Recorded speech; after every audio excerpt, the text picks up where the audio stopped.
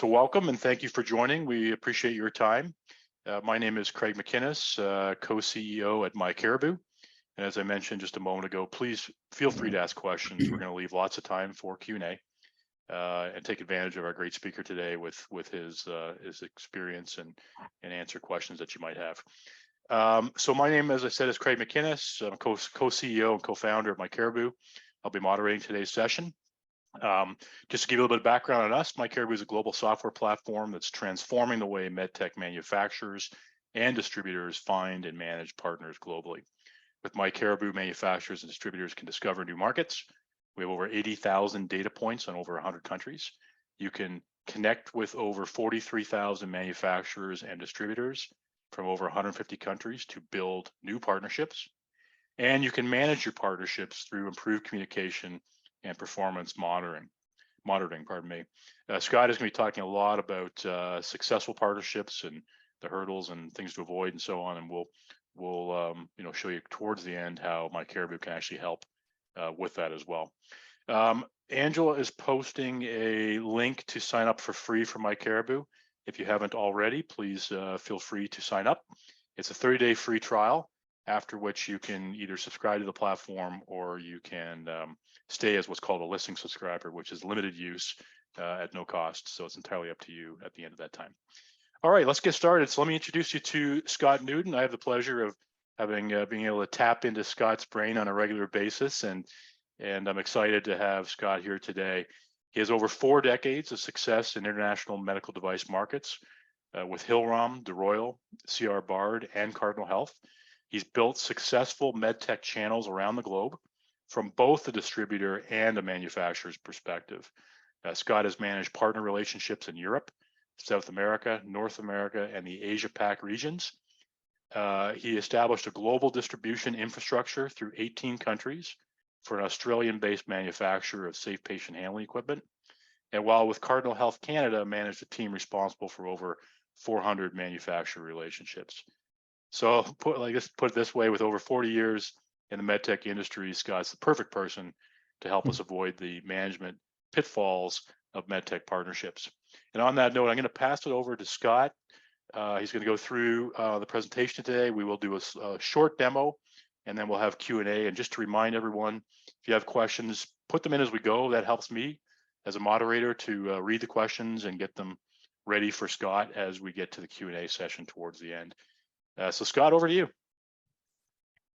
Well, thank you, Craig. Thanks for the introduction. I don't know about being perfect, but I know I'm speaking to a global audience, and there's a lot of experience out there in managing partnerships. But it is an honor to be speaking with you today, and certainly a privilege to be part of the myCaribou journey as we focus on how the medtech industry manages global expansion.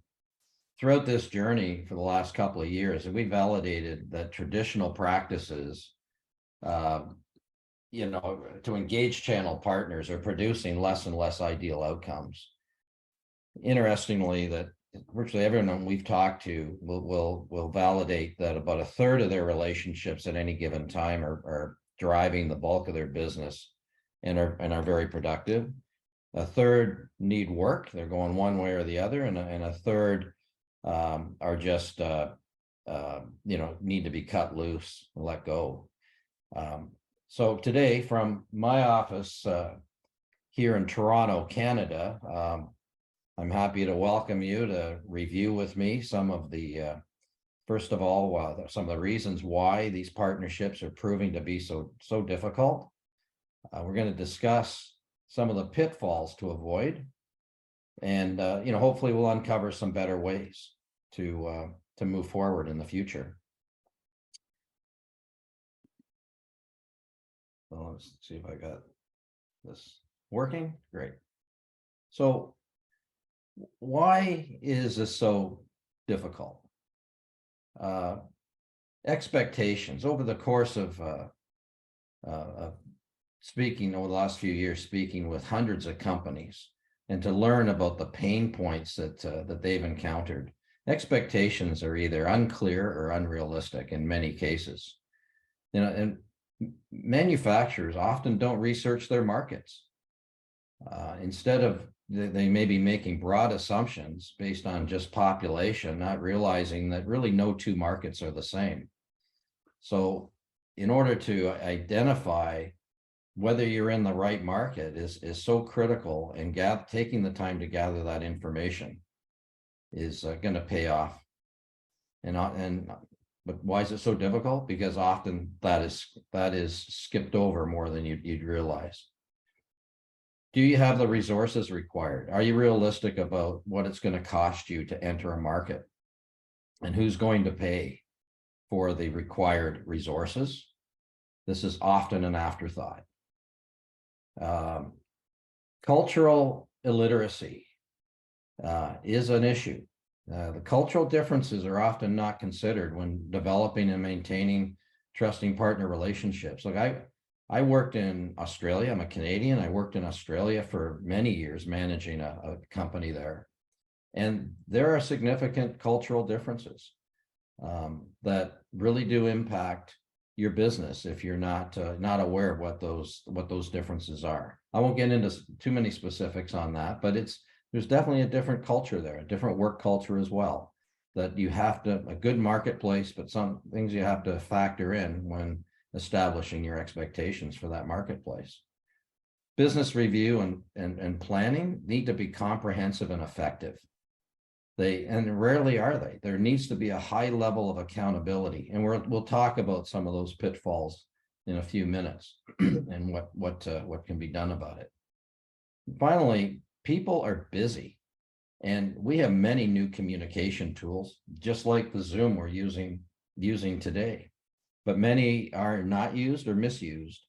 What will be the most effective for your business?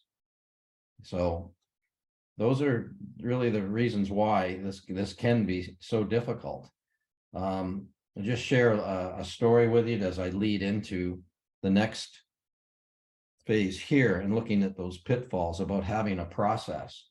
I worked for a great company and a great leader in the company, and we all know about Medtech and Arab Health and Hospitalar, the various conferences.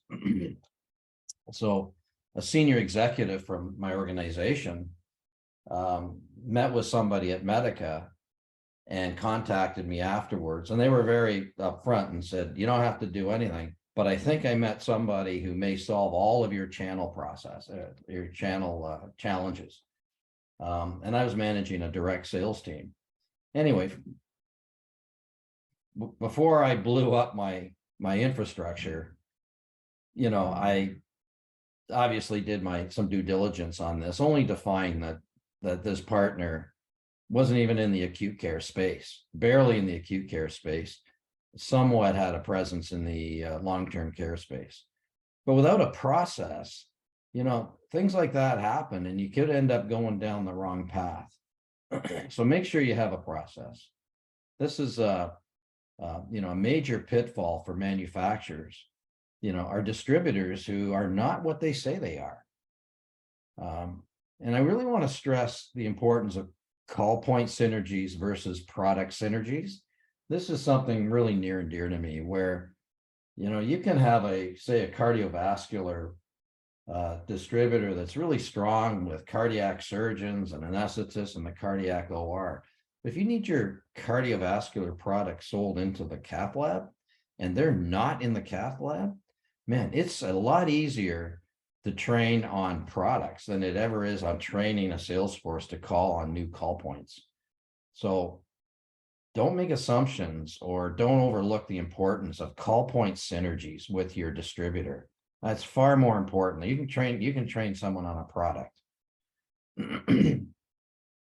So do your due diligence on your distributors. Get references. Understand their reputation, understand their call points and their coverage. Don't be fooled. That's a major pitfall. Finally, at myCaribou, we have opportunity posting, which may open up new option considerations that would never come your way otherwise. It's easy to fall into that trap of meeting somebody. Everybody's got good intentions, but expand your search, put some filters on it, and have that filter down into looking at maybe there's 2 or 3 better options out there that you would need to consider. So find the right partner. So second is a sales model. Pitfall is not having the right model that you need to succeed in your business. Is there enough feet on the ground? You're gonna, feet on the ground is so critical for success. Do you need a dedicated effort? Do you need logistics? But make sure you understand the model. I'll share with you that I launched a safe patient handling product into the UK 10 years ago. And the distributor there and I worked closely to ensure that we had a great launch. And they dedicated a resource. We trained their whole sales force, but they dedicated a specialist to support us there. So if you don't have the right model or considerations for the right model, you could run into a lot of trouble. I also launched a product, a capital product into the Canadian market a few years ago. And the company had a traditional kind of distributor model, manufacturer distributor relationship. And I had them consider more of a logistics supplier to cover the broad 6 time zones of Canada and supported by sales agents. Now you take a look at that model, very different than they'd had implemented elsewhere, but they loved it. And as long as the margin was there and there was margin control, it's a model that can work quite successfully and something to consider. So the pitfall is, don't try to, what's working in one country, in one market with population densities and competition and whatnot may not be right for another market. So consider what those other sales model options could be. And that company that I worked with at that time actually has implemented that model in other markets that they have found to be successful. So we'll call that sort of a hybrid model. Contracts are also extremely important. They need to be used. They can be misused if not handled properly.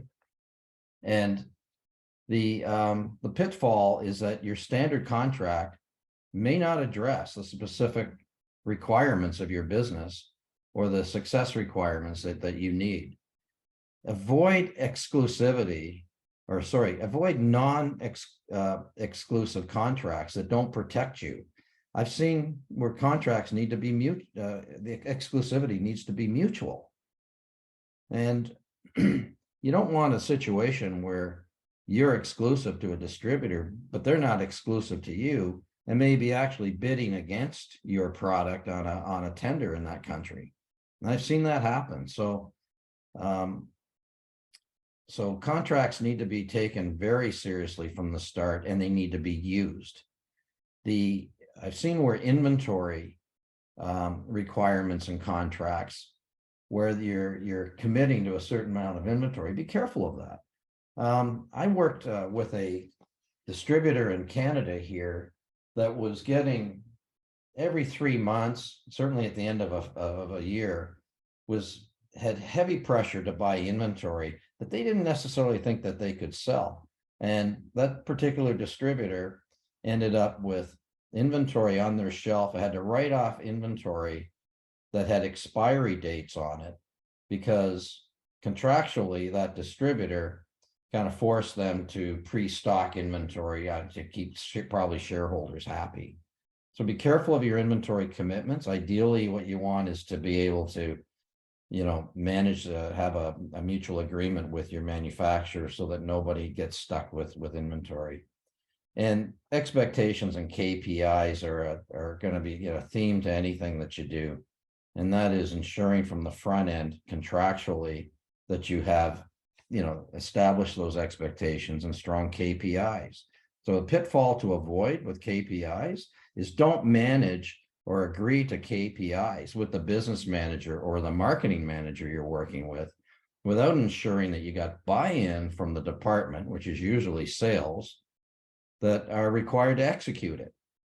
And too many times I've seen where sales go, we never committed to that. So beware of that. That's a major pitfall. And also just add that when you're managing the contract, that's the time when you've got their attention. And you're that new supplier. All intentions are good. You have their attention, but remember, you're only that new supplier for a short period of time. You know, down the road, there's going to be somebody else they're working with, and you may need that contract to pull out and say, hey, remember what we committed to. Share a wallet, the percentage of time, that selling time that you're getting from your distributor. If you're a manufacturer, that share a wallet is so critical. We all want feet on the ground. We all want the best relationship we possibly could have with a distributor that loves your product and gives a high percentage of time to it. But it can be a trap, because your partner may not be who they say they are. It's your partner is really committed to applying the resources required to succeed with your product, then you're all right. But the trap is that they may be great on logistics, but light on outbound selling. So kind of hard to get that share a wallet after the fact, and brings it back to the importance of establishing good expectations on the front end. I worked with a global manufacturer out of Europe and a national distributor one time. And I'll tell you, the expectations were high, the investment was massive, and the commitment turned out to be much lower than expected. And we only had about 30% compliance. It's kind of hard to recover from that. Yeah, is just a pitfall is you may not really understand who your partner is, and again, you're only the flavor of the month for a while.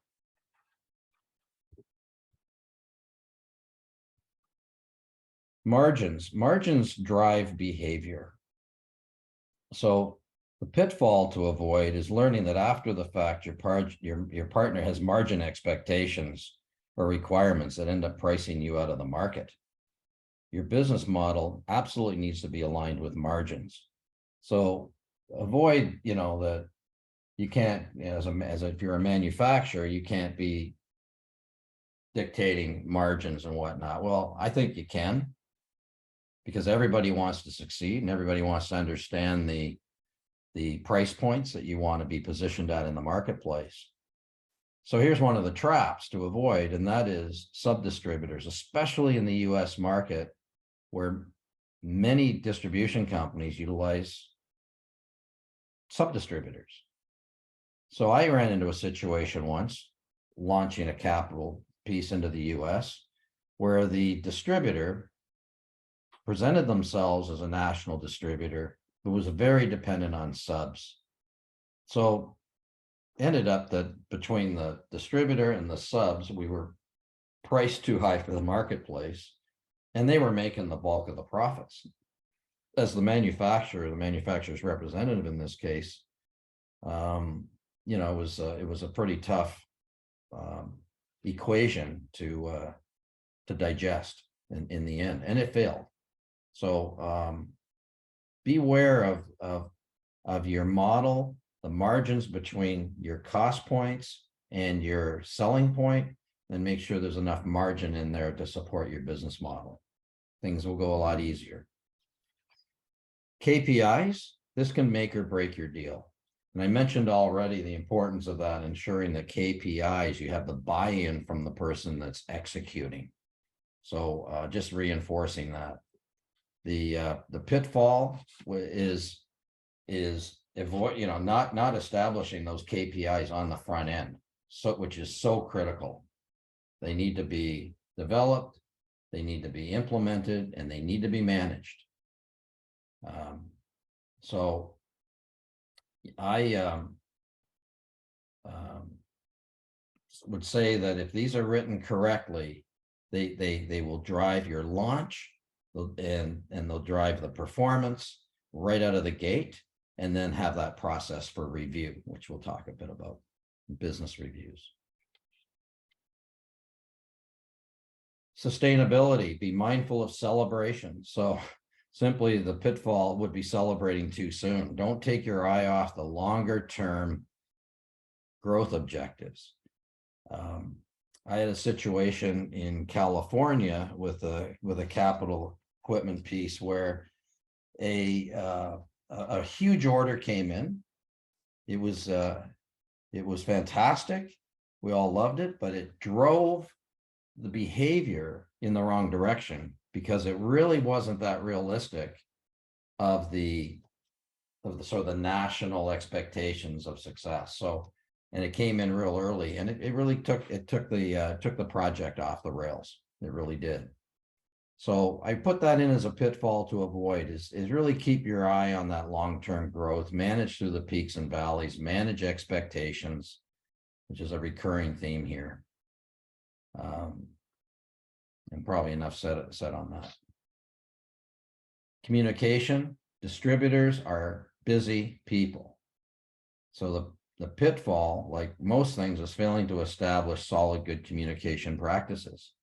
Whatever method you choose, establish this from the beginning and commit to a regular schedule. Here's what you want to avoid. You want to avoid where your meetings 6 months down the road with your partners is entirely focused on solving problems. What you want is meetings to be celebrating successes and talking about growth objectives and expectations. But without communication channels, you become reactive, and you end up using your time with your partners to problem solve as opposed to grow. And also on the front end, regarding these channels and the communication, is as distributors especially are so busy, they're busy people, you're not going to be that new guy for long. You won't be the flavor of the month for long. So you got to think a year ahead, 2 years ahead, and say, what do I want that relationship to be like then, and establish those communication channels today.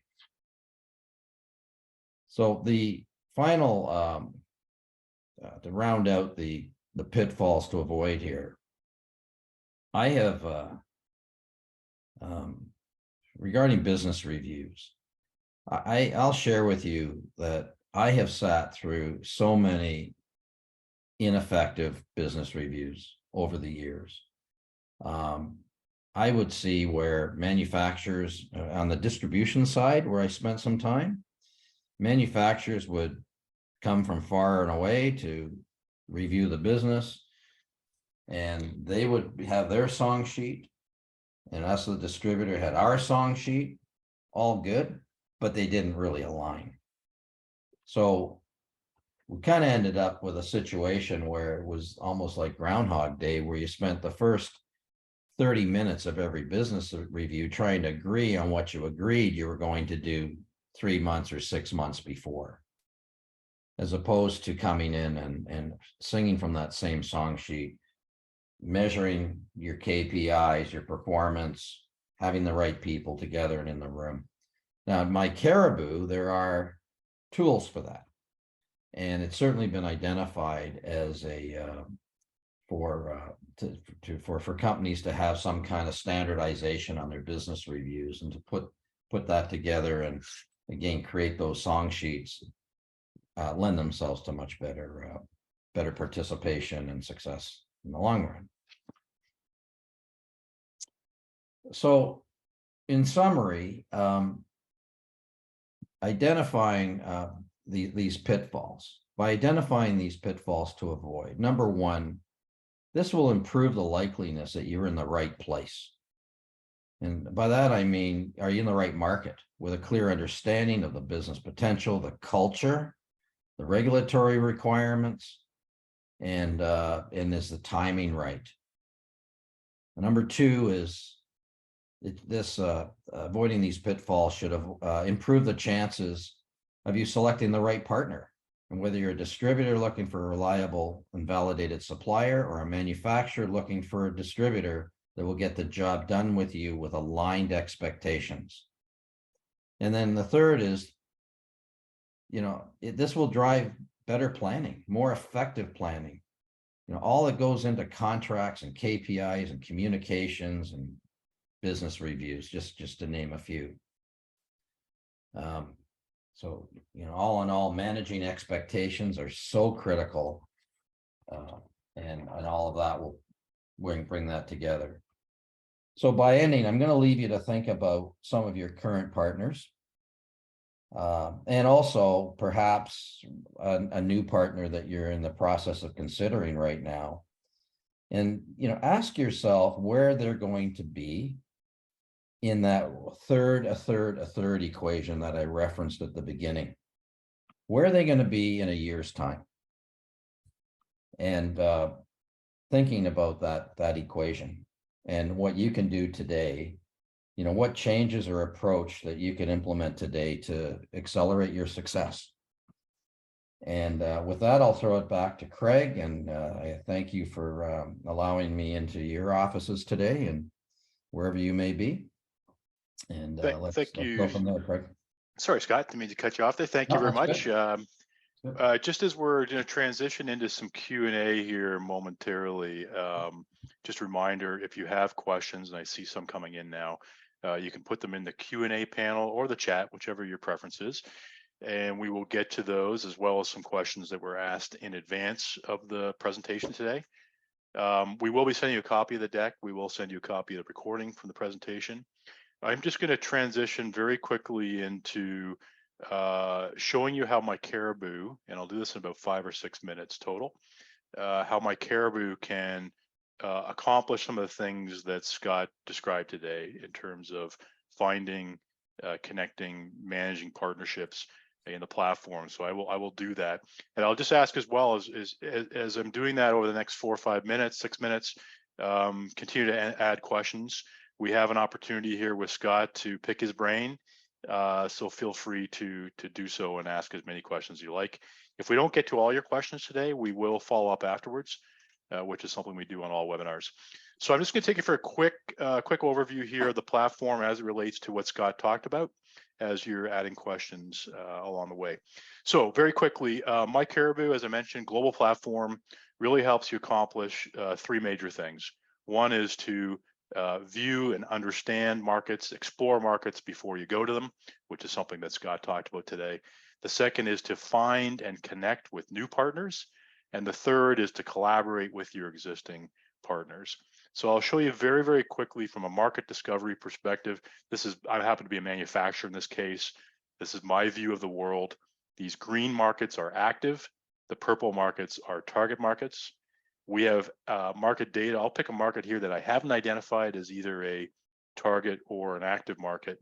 And I'll just show you that we have over 800 data points on 100+ markets around the world. So if you want to think about going to Saudi Arabia, and we're going to talk about, we have an upcoming session on Gulf countries. So this would be a good example of that. But we cover roughly 800 data points on each of these markets. So if you want to understand the regulatory environment of Saudi Arabia, you can do so. If you want to understand, acute care hospital beds, care facilities, nursing care facilities, counts of physicians, clinical specialists, et cetera, we get into all that. We get into utilization, diagnostic exams, surgeries by category. And we do that, as I said, on 105 countries around the world. So I chose Saudi Arabia as an example, but we do that all over the place. The second thing we do is help you find partners. So the platform itself will allow you to, let's assume you're a manufacturer in this case, and you're looking to find some distribution partners. So I would say, show me distributors and sales agents. And let's say I'm looking for some that are actually headquartered in Brazil. And that's going to take my 44,000 companies down to 1,100. So there's 1,100 distributors in Brazil on the platform. And let's say I'm a cardiovascular focused manufacturer. Maybe I make catheters, to Scott's example earlier. And this will then take you down to 93 distributors. And I could go further. And I'd say maybe I'm looking for regional distributors. Maybe I'm looking for national. specialty versus full line. Perhaps I want to work with companies that have been around a little while, that have a certain size and scale to them. But in any case, when you're ready to connect, you can look at the company, view the profile, in this case of Valflux. You could go to their website, you can go to their LinkedIn page. But when you're ready to connect, you can connect through the platform. In this particular case, they ask 3 questions of anybody that's trying to reach out to them. Tell us a little bit about your company. I could fill that in, answer 2 or 3 questions, and it'll put a connection request in from me, a manufacturer, to Valflux, a distributor in Brazil. So this is going to help you find very quickly. And, you know, in the spirit of some of the stories that Scott told, I'll give you an example. I was at Medical Fair Asia recently and was speaking with a manufacturer in their booth. As I approached the booth, he was sitting on his laptop. We got chatting, and one of the things he mentioned to me is he was looking for distributors in Thailand. He was literally Google searching medical device distributors in Thailand, and I showed him very quickly that I could find 100 plus distributors, filter that down to what he was looking for, and allow him to reach out to them quickly. If you are a distributor on today's presentation, I should say, let's switch gears here and say you're looking for a manufacturer of cardiovascular products. And now you're going to see 1,300 manufacturers.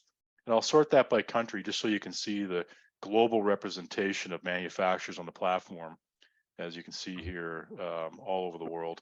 I could actually filter that and say I'm looking for manufacturers from China, or maybe I'm looking for manufacturers not from China. And again, I can get much more specific as well. I had an example the other day of a distributor in the US looking for catheter suppliers. And so here is an example of that. That's 107 companies from a variety of countries around the world. Same idea, I could connect with them. The other way to find partners is something called opportunity posts. And the idea here is basically that you can post an opportunity. And for this, I'm actually going to switch over to the live platform. You can post an opportunity. So this is one that came in this morning as an example. American Diagnostics Corp. They are looking for, so they're a manufacturer of handheld diagnostic instruments, and they are looking for distributors in Hungary, Poland, Spain, and Portugal. And so this is a real posted opportunity in the platform. And what will happen is any distributor that fits that criteria, this will be a high match score for them. And that would actually be shown in match scoring on the right-hand side here. So if you were a distributor in Hungary, Spain, Portugal, Poland, in this case, it would be a high match score for you. And you could actually respond to their opportunity post. So there are all kinds of examples as to how you can do that. But what it's going to allow you to do is actually to what Scott talked about earlier is, finding the right partner and having some early dialogue with that partner before you move forward is a critical part of this. So that's the second piece is after you discover markets and you start to find partners and start dialogue with those. The third thing I'll show you is really to the meat of today's presentation, which is managing those partners globally. So I'm just going to show you my view of the world currently. So I have a partner. In fact, I'll switch over to this view in my demo database here. Here we go. So in my view, I have partners in Argentina. I've got 2 in Brazil, 2 in Canada, 1 in Spain, 1 in the UK, 1 in the US, 1 in Uruguay. The way that you add partners is very simple. Now, keep in mind, and I'll just use Australia as an example here. I'm not necessarily inviting my partner in to work with me yet. I'll show you what that looks like. But let's say I'm working with Big Green Surgical, which is a client of ours in Australia as a distributor. I will add that to my partner's portfolio view. And I now have Australia, Big Green Surgical as identified as my partner in that market. Okay. Now I could invite them to join me and work with me in here as simply as putting in their email address. It'll send an invite. They can come in and work with me in the platform. But I don't have to do that out of the gate. I could just simply, for example, if I turn on my sales view here, I can do sales forecasting by quarter across all my partners across the world.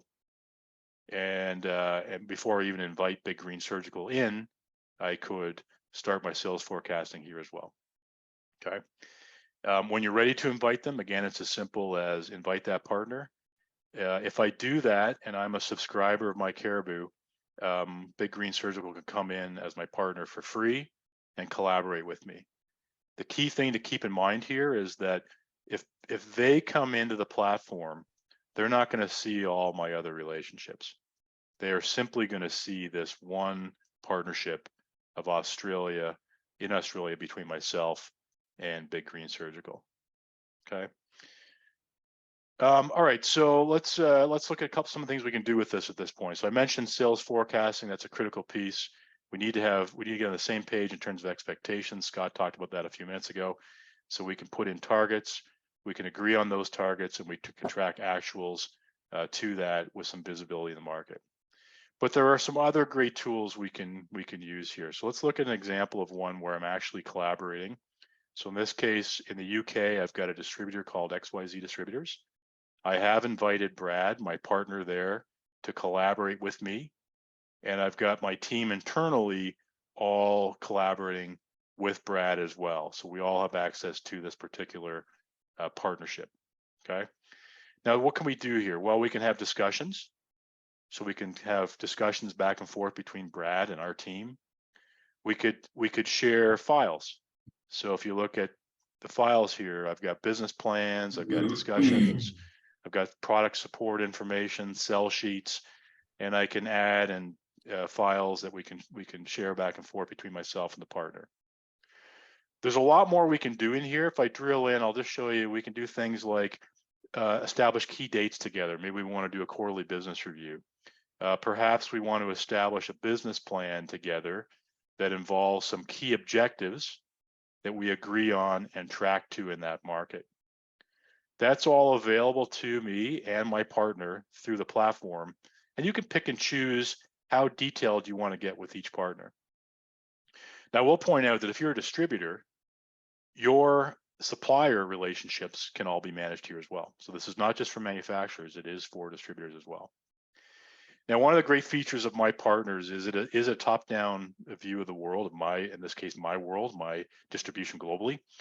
And there are times when I want to do something with multiple partners at the same time. So for example, let's say we have a new product fact sheet we want to send out. I could choose all my partners to send it to, or some subset of my partners. Okay, and I could share a file. So I would simply put the file here, and it would then share that file to all my distributors. So product fact sheets, recall notices, whatever it might be, we can include in there.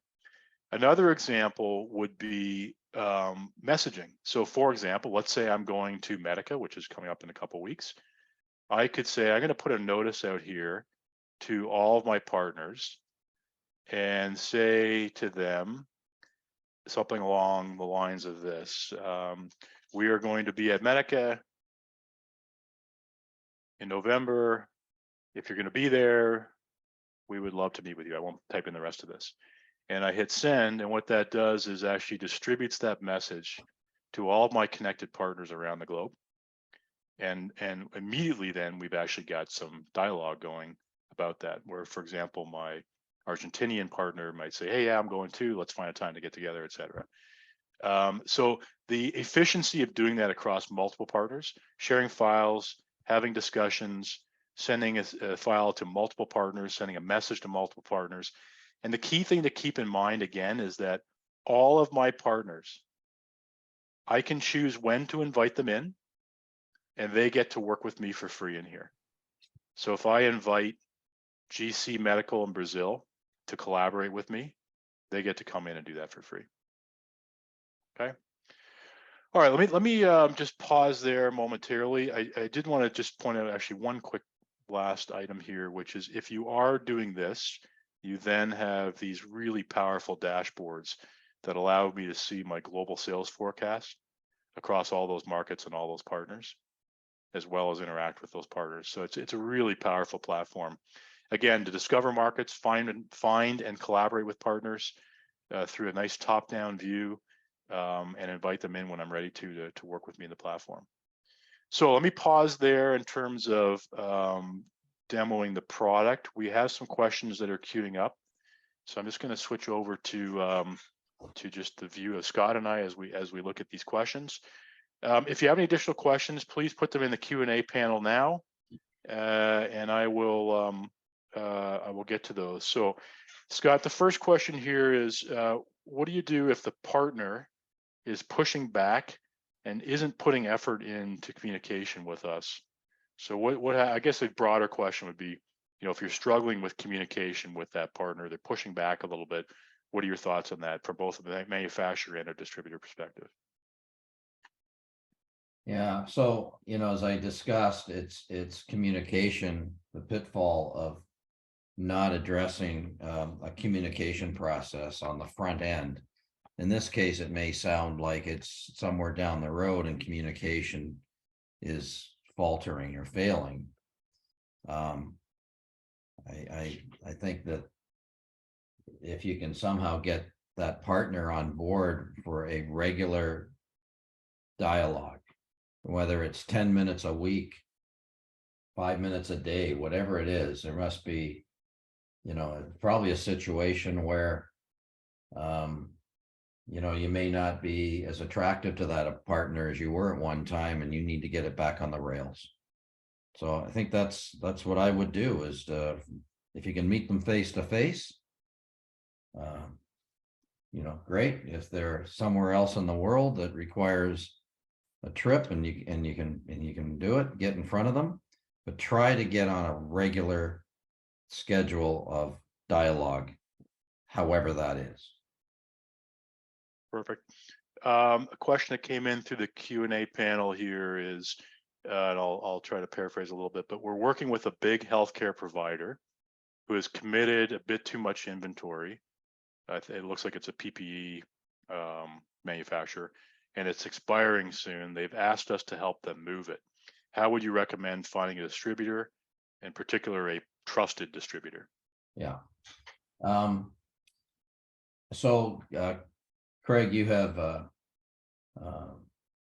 already demonstrated how you can send out how you can filter through and find partners in various places, and opportunity posting, that feature on myCaribou, works very effectively that way. And in an opportunity post, you can be very specific as to what you're looking for in the way of a partner. So I think you said something about, finding partners, but good, effective partners.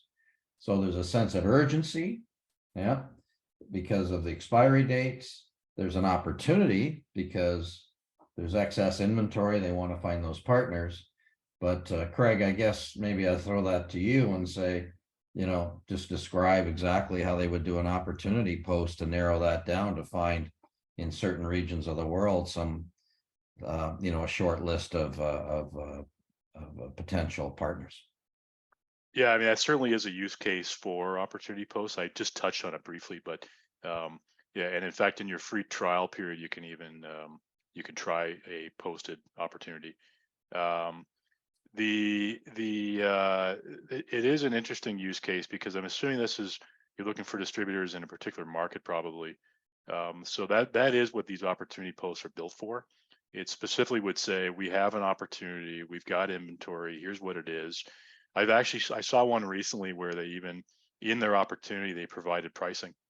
So that because this was a let's move some inventory opportunity, they actually provided specific pricing for the market, so that there wasn't any guesswork up front about what's my cost going to be.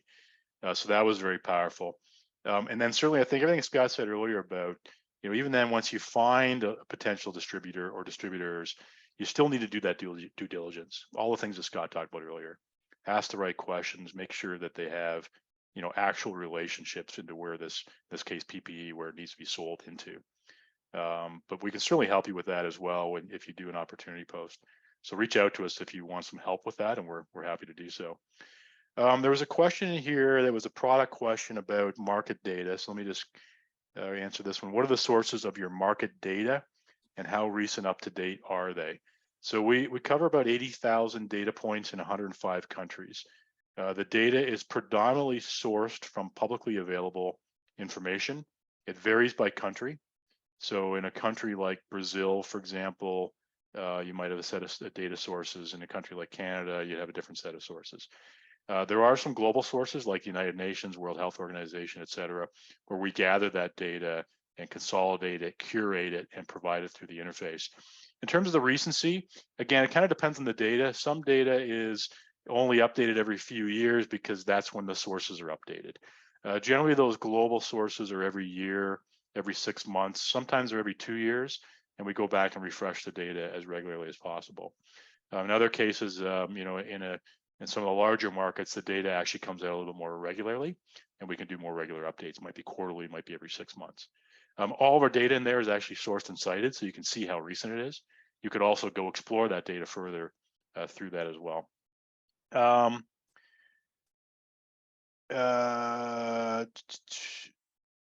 just looking through some questions here. Okay, so here's one about, so Scott, this one's for you. First, it was great feedback about the value of this webinar, and this person has attended several webinars and appreciates the content you provided today.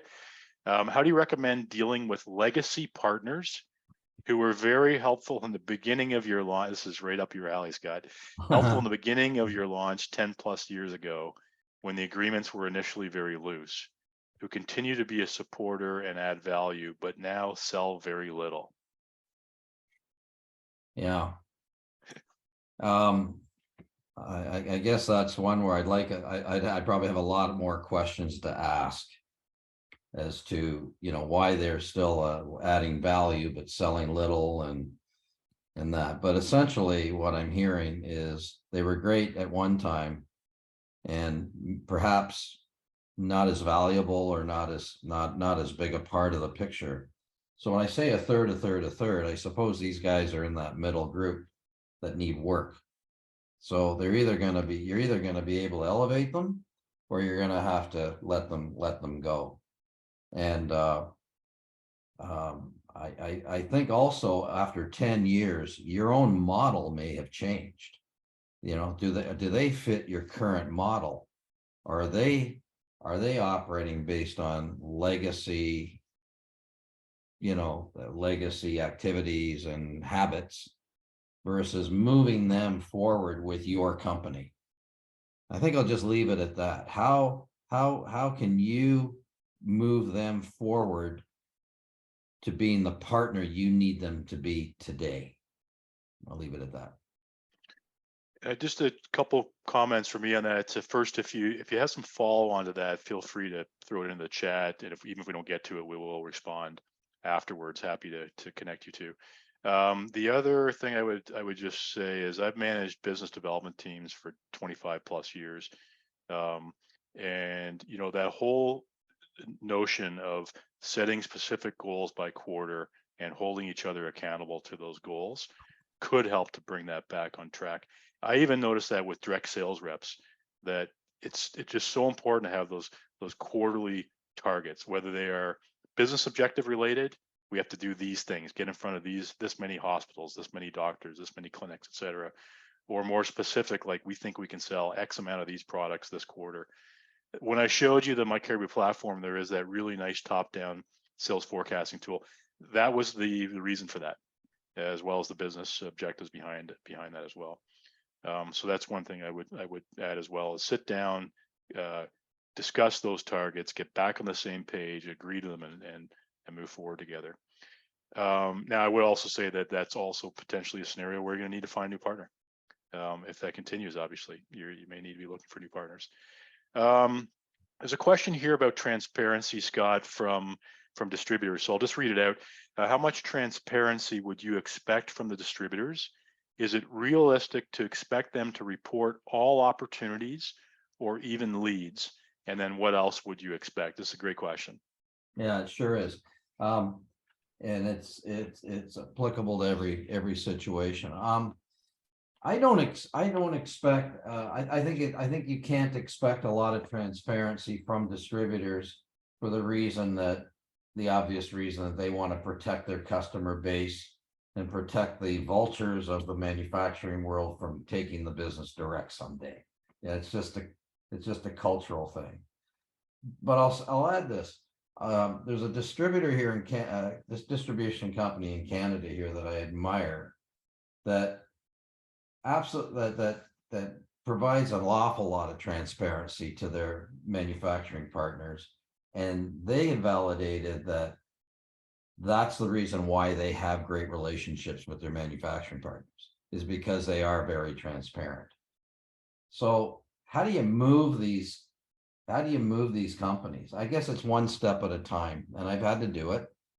I go, let's be transparent, but we won't give names and phone numbers.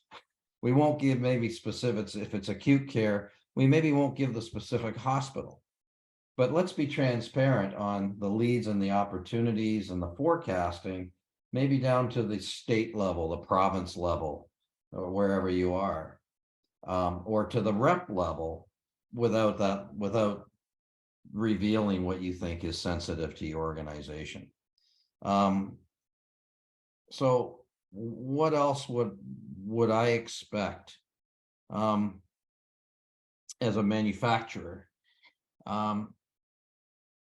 I think that you can try to address this, as I was saying earlier, in the contracts and in KPIs, and utilizing, well, the myCaribou have tools to establish performance indicators.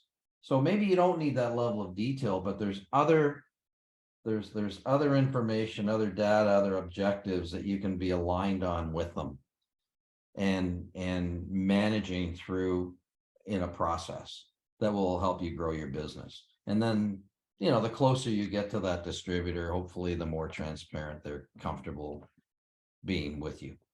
I'll leave it at that.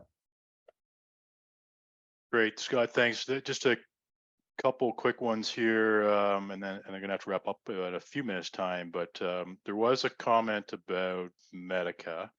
So somebody mentioned that I'm meeting with them at Medtech. I do want to throw it out there. We are going to be at Medtech. There is a meeting link. I don't know if Angela, if you can pull it up quickly, we could put it in the chat. But if you'd like to meet, if you're going to Medtech and you'd like to meet while there, I can throw my meeting link into the chat. You can book some time and we can sit down and chat. I'd love to meet you personally. I know some of you on the call today, we already have time booked, and that's awesome. So just one thing I just add maybe on that last question about distributors as well is one of the things I've seen is agreeing on. So if I just share my screen momentarily here again, if you can, let's just talk specifics here to an example of, let's say this is the distributor right here in the UK, XYZ distributors, and we have forecast 305. We're tracking at 85,000 right now. Don't read too much into the quarter. This is just sample data. One of the things I've seen that works really nicely is to validate that pipeline is attaching a forecast here. Okay, it could be a spreadsheet. Maybe it came from their CRM system, and they just anonymize the specific end users, the hospitals, the clinics, etc. But at least then you start to get some validation of, do we really have the pipeline that's going to fill this gap? And it could just be anonymized that way. I'm just going to take a quick peek here. I think we're running out of time. We are. So let me just share the last thing, which is an upcoming webinar that I think many of you might be very interested in. So hopefully you can see that on the screen now. So we have a GCC countries or Gulf markets webinar coming up. James Hardy is presenting that from Sonolo. Years of experience working, living in those markets.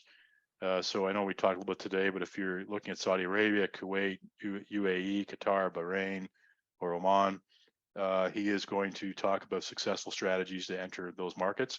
That's coming up November 10th, so it's just a week before Medtech if you happen to be going to that. And I believe he's also going to be at Medtech if you wanted to meet with him there as well. So on that note, I think we covered most of the questions. And if not, we will get to those afterwards and make sure that we follow up on those. I'm just trying to look at several screens here at the same time and cover off all your questions. All right, so on that note, let's wrap up. We will send you a copy of the PowerPoint, a recording to the webinar.